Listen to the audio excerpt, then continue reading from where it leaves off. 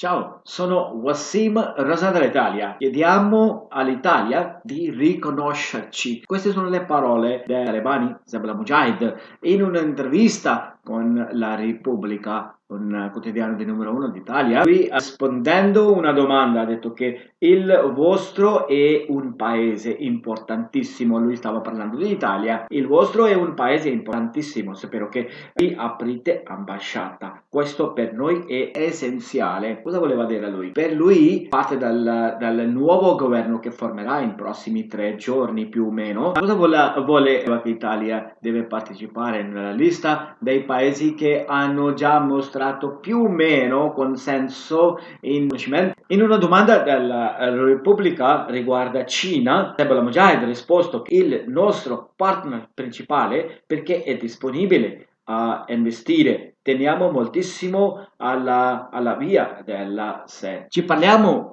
presto sulla tema. Stati bene, ciao!